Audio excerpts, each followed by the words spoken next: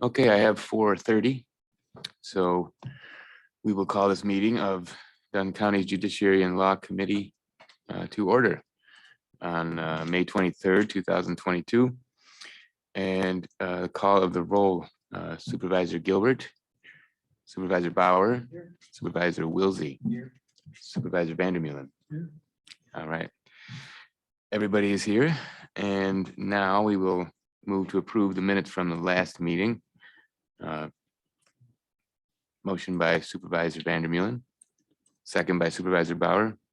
Any discussion of the minutes? Seeing none, all those in favor of approving the minutes? Aye. All right. That passes. Any public comments? And nobody is here to make any. Okay. Number 5 on the agenda, staff reports. Everybody should have received the reports in the packet and had a chance to read them over. Some of the department heads are here if anybody wanted to add anything, or if any supervisors have any questions or comments. I got one question or just a comment, I guess, on that let's see what are we on here now. Criminal justice. You said, that's on page 5, I think it is. You're one of the best and the top programs in the state. Is that what it is? TOP, that treatment Yes. program? Yeah. So this is Sarah Benedict here on phone. Unfortunately, I'm dealing with an eye injury, so I'm not quite fit for camera. But yes, so to answer your question, the state has recognized our diversion program, which we call the Treatment Opportunity Program, to be one of the best in the state. And it follows national and state standards. So we're helping out some other programs as well. We just had a site visit last week, which went really well. And we're invited to be co-chair of the state CJCC Treatment Alternatives and Diversion Subcommittee. So again, just really recognizing we're trying to do the right type of programming here and getting recognized for it. So we're glad to participate. Congratulations. Thanks. Thank you.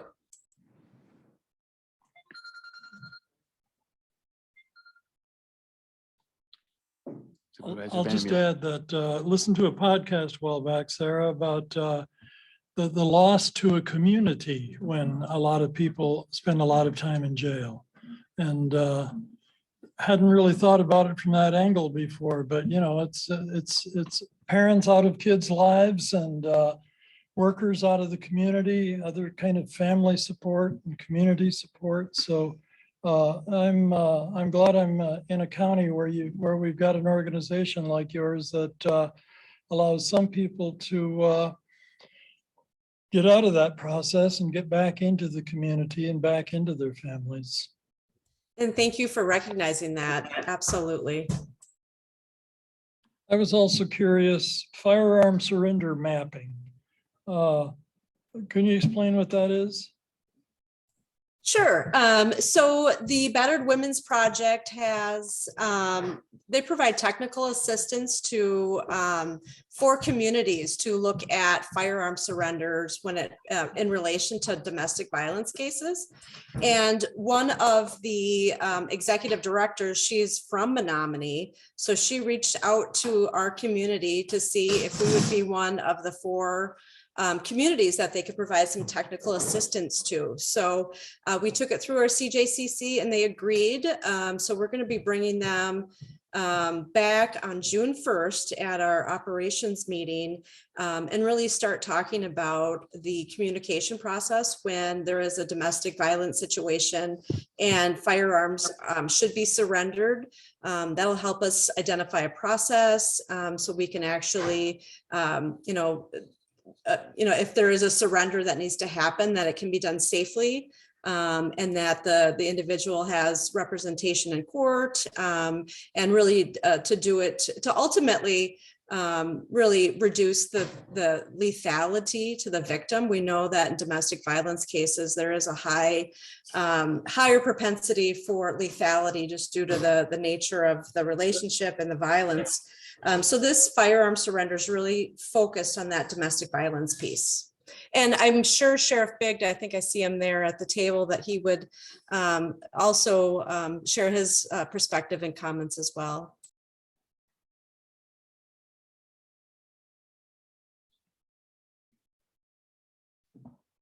There we go. Yeah, it isn't focused on changing anything, any laws or anything we're currently doing. It's just bolstering the process of, if a judge orders no firearms, or to surrender their firearms to the sheriff's office or to somebody else, it's helping build that process for notification and potential follow-up hearing. Right now, you kind of have to take your word. If somebody's court ordered to surrender their firearms to a relative or the sheriff's office, there's no follow-up with the court system whether or not they really did that. And so one of the things that this process may do is push for a follow-up hearing. They have to come in and bring in whoever they turned their firearms over to and testify to the fact that they actually did that. We've only had a couple firearms surrenders in the last couple of years, but so it's not any more work for us necessarily, but it's probably a little better follow-up on whether it was actually done. I mean, we've had court orders to surrender firearms or turn them over, and sometimes we know about them, sometimes we don't. So better communications, I think, between the courts and us. And if we were supposed to be looking for somebody to surrender their firearms, we should be.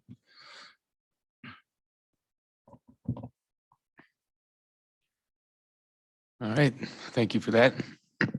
I had one question about the district attorney's report. And it's the further comment about the vacant assistant district attorney position. And in the second paragraph there, you talk about missing some trainings and that you were supposed to participate in. And I am not an expert on the law here. All I know is what I'm going off of is my mother is an attorney in New York State, and she had to attend each year several seminars that were mandatory and by the bar or whatever. So are any of these things that you're missing detrimental to any of the aspects of being an attorney?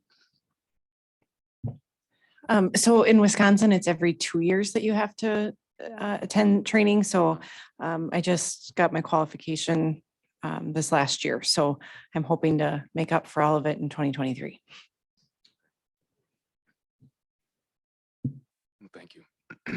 Just keeping an eye on that, since you said you're currently not requesting that the county fund a position, but it's good that we're aware that that may happen. So thank you.